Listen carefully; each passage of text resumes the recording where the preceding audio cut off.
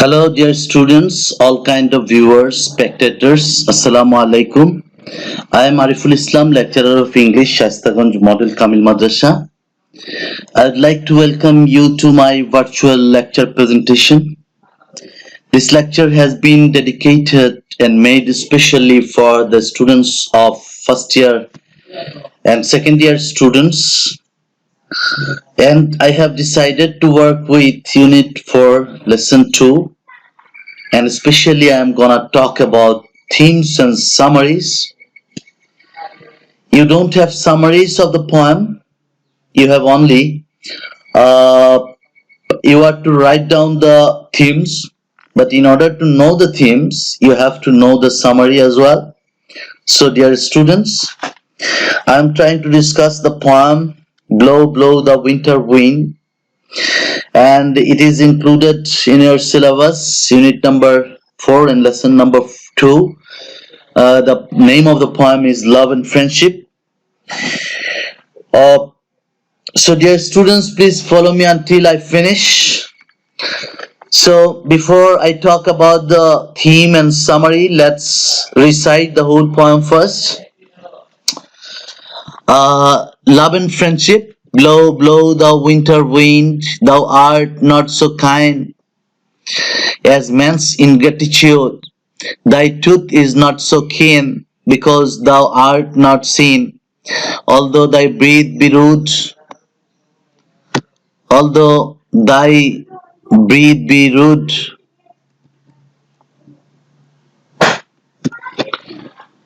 although thy breath be rude, hey ho, sing hey ho unto the green holy. Most friendship is feigning, most loving mere folly. Then hey ho, the holy, this life is most jolly. Freeze, freeze, thou bitter sky, that dost not bide so nigh, as benefits forgot. Though the waters warp, thy sting is not so.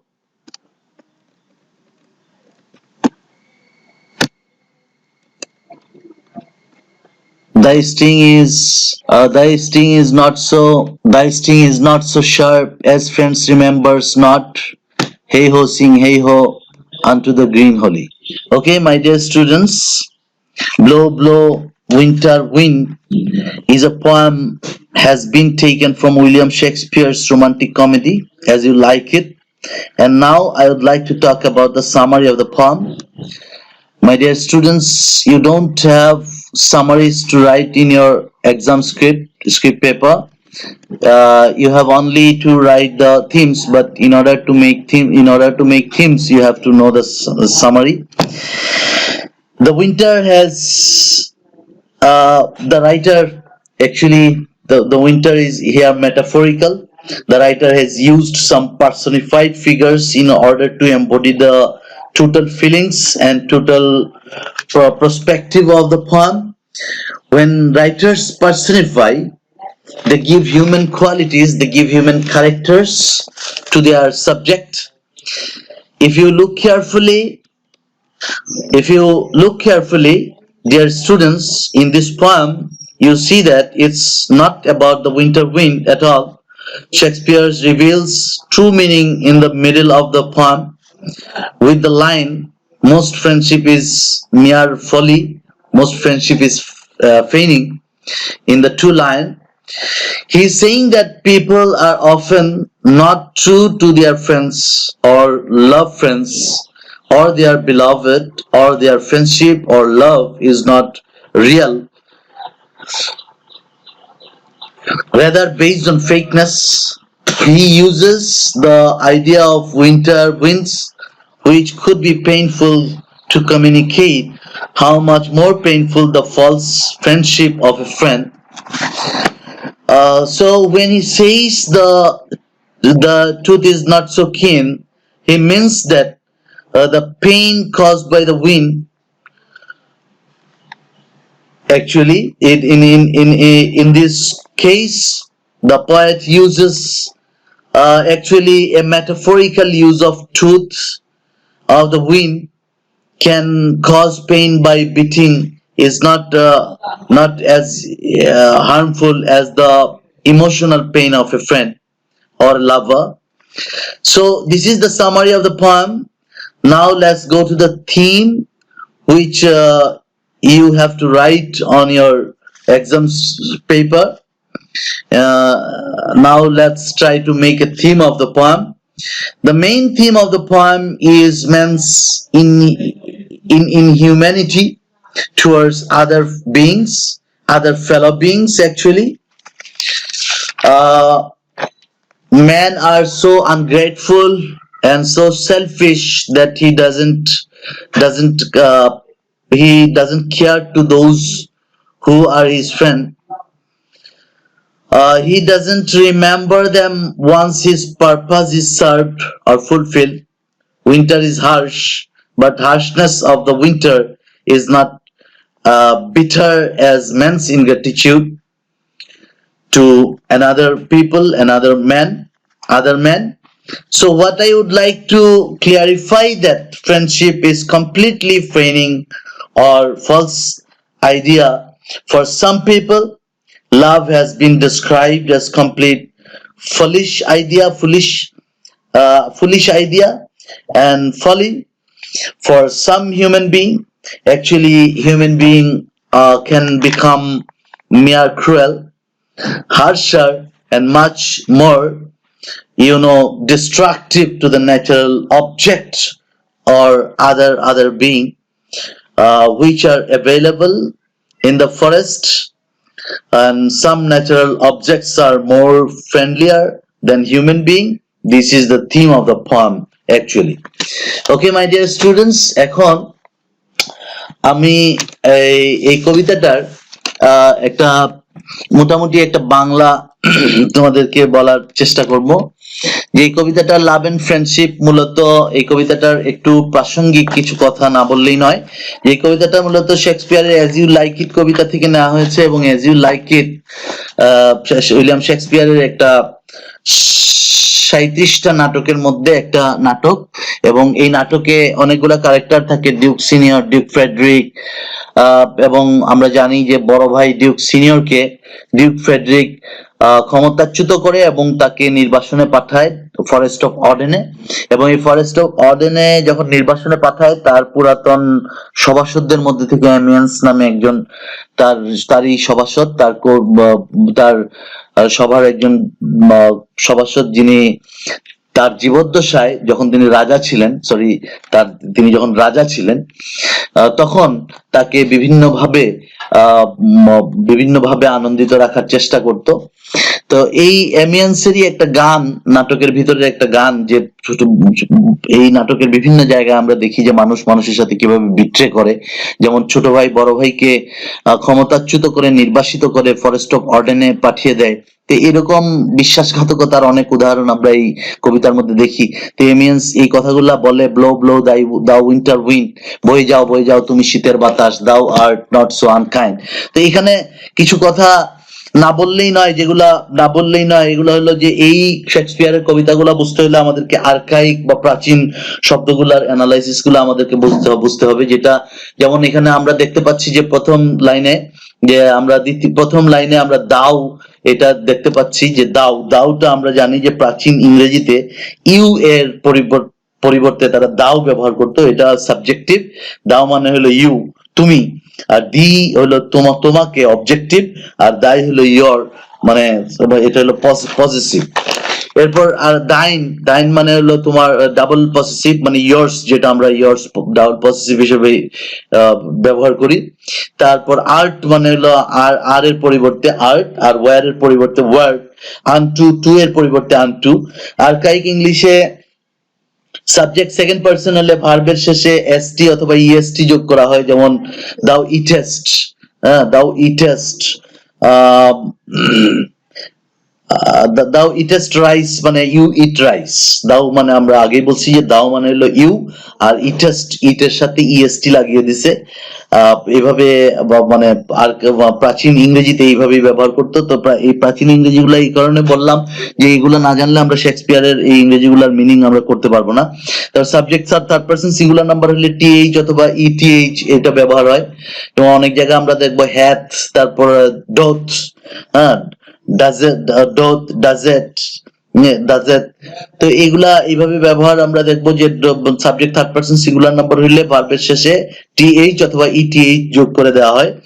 আবার অনেকগুলা জায়গাতে আমরা দেখবো যে subject তারপরে সাধারণত ইংরেজি বাক্যে আমরা জানি যে সাবজেক্ট থাকে, তারপর ভার্ব থাকে, তারপর অবজেক্ট থাকে।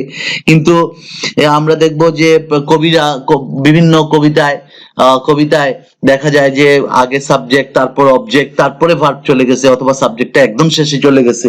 যেমন আমরা যদি এইভাবে বলি যে আমি ভাত খাই, কিন্তু এটাকে একজন কবি তার কবিতার ছন্দের মিল রাখার জন্য আমি খাই ভাত বা ভাত খাই আমি, মানে সাবজেক্ট অবজেক্ট ওলট পালট করার প্রত্যেক মানে করতে পারে ছন্দের মিলের জন্য। ইংরেজিতে ইংরেজি কবিতা না, প্রত্যেকটা ভাষার কবিতাতেই এরকম a poet has every single right to break down the structure of the সেন্টেন্সের স্ট্রাকচার ভেঙে তার পছন্দ মতো করার। যেমন আমরা এখানেই একটা আছে যে এখানেই একটা জায়গায় আমরা দেখি যে দাও টিথ ইজ নট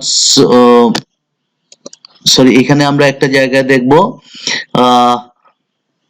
যে দাও দা ওয়াটার ওয়েব, এখানে ওয়েবটা হলো ভার্ব, ওয়েবটা হলো এখানে ওয়েবটা হলো ভার্ব আর দ্য ওয়াটারস হলো অবজেক্ট।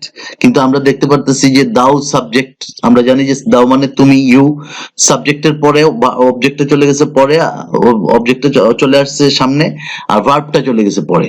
তো এইরকমই একজন কবির তার নিজের ইচ্ছে মতো স্ট্রাকচারটা উলট পালট করে নিজের ইচ্ছে মতো করার ইয়ে আছে।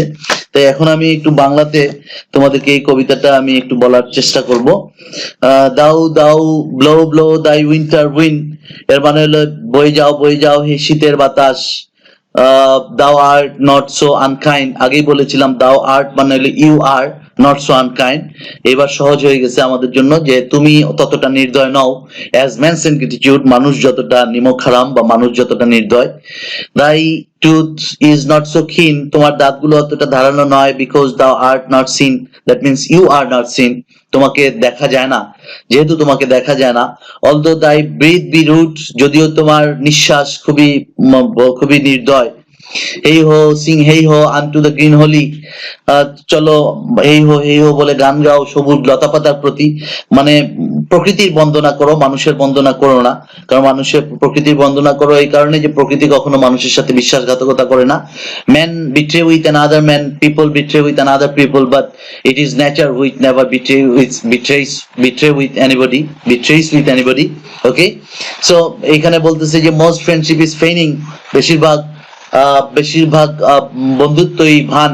মোস্ট লাভিং ইজ মিয়ার ফলি, বেশিরভাগ ভালোবাসাই বাতুলতা বা পাগলামি।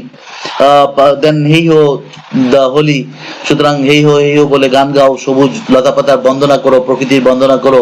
This life is most jolly, আমরা আগেই জেনেছি যে কবির অ্যাকচুয়ালি কবির ছোট মানে সরি এখানে রাজার ডিউকের ডিউক সিনিয়রের ছোট ভাই ডিউক ফ্রেডরিক তার ডিউক সিনিয়রকে নির্বাসনে পাঠিয়ে দেয়, রাজ্যচ্যুত করে, সিংহাসনচ্যুত করে এবং নির্বাসনে পাঠিয়ে দেয়। নির্বাসনে পাঠিয়ে ফরেস্ট অফ অর্ডেনে পাঠিয়ে দেয় এবং ফরেস্ট অফ অর্ডেনের রাজা থাকে এবং রাজার সাথে নির্বাসনে রাজার সাথে রাজার আগের যে সভাসদ কিছু তারাও থাকে। তো এরা তখন এরা বলতে এইখানে এমিয়ান্স বলতেছে যে এইখানে যে আমরা ফরেস্ট অফ অর্ডেনে যে সময়টা পার করতেছি এই সময়টাই আমাদের কাছে অনেক ভালো, কারণ মানুষ মানুষের সাথে যেহেতু বিশ্বাসঘাতকতা করে, প্রকৃতি কখনো মানুষের সাথে কখনোই বিশ্বাসঘাতকতা করে না। তো যাই হোক, এরপর বলতেছে যে ফ্রিজ দাও বিটার স্কাই, জমে যাও তুমি তিক্ত আকাশ। That dost not bite so nigh, তুমি এত তাড়াতাড়ি কামড়াও না, নাই মানে এখানে কামড়ানো। অ্যাজ বেনিফিট ফর গড, তুমি এত তাড়াতাড়ি দংশন করো না, তোমার উপকার সবকিছুই ভুলিয়ে দেয়। তুমি যদিও তুমি তোমার যে উপকার, তুমি যে মাঝে মাঝে রুড হও, প্রকৃতি মাঝে মাঝে যে আমাদের প্রতি রুড বা নির্দয় হয়, এটা অনেকটাই আমাদেরকে ভুলিয়ে দেয় কি, আমাদেরকে ভুলিয়ে দেয় অনেকটা as benefits forgot thou though thou the waters were, যদিও তুমি পানিগুলোকে জমিয়ে দাও, thy sting is not so sharp, তোমার হুল অতটা ধারালো নয়, as friends remembered not, যেমনটা বন্ধু বন্ধুকে মনে রাখে না, যেমনটা করে বন্ধু বন্ধুকে মনে রাখে না। দেন হেই হো সিং হেই হো আনটু দ্য গ্রিন হোলি, সুতরাং সবুজ লতা পাতা এবং প্রকৃতির বন্দনা করো, মানুষের বন্দনা করে কোনো লাভ নাই, কারণ মানুষ মানুষের সাথে বিশ্বাসঘাতকতা করে। তো যাই হোক, আজকে এই ছিল আমাদের কবিতাটা, আজকে আমরা এটা পড়লাম। এই কবিতাটা আসলে কবি সত্যিকারের ভালোবাসা এবং বন্ধুত্বের অনুপস্থিতির জন্য বিলাপ করেছেন। কবির কাছে প্রকৃতির জগৎ যে মানুষের জগতের চেয়েও অনেক শ্রেয়, অধিকতর শ্রেয়, এটা বোঝানোর চেষ্টা করেছেন। প্রকৃতি তার খারাপ আবহাওয়া দিয়ে মানুষকে কষ্ট দিলেও এই কষ্টটা মানুষের আসলে মানুষের অকৃতজ্ঞতার চেয়েও কম কষ্টদায়ক। মানুষের বেশিরভাগ বন্ধুত্বই হচ্ছে ভান, বেশিরভাগ ভালোবাসাই হচ্ছে বোকামি আর পাগলামি ছাড়া আর কিছুই নয়। এই বন্ধুত্ব এবং ভালোবাসার মধ্যে আন্তরিকতা এবং কোনো অকপটতা নেই। মানুষ অতি দ্রুত তার বন্ধুকে ভুলে যায়, তাই কবির কাছে মানুষের সমাজে বসবাসের তুলনায় বনবাসী আসলে অধিক আনন্দপূর্ণ এবং আনন্দ ঘন। এইটা এই কবিতাটা আজকে তোমাদেরকে আমি আলোচনা করার চেষ্টা করলাম এবং এরকম ভাবেই আমি পুরাটা বই কভার করার চেষ্টা করব। ততক্ষণ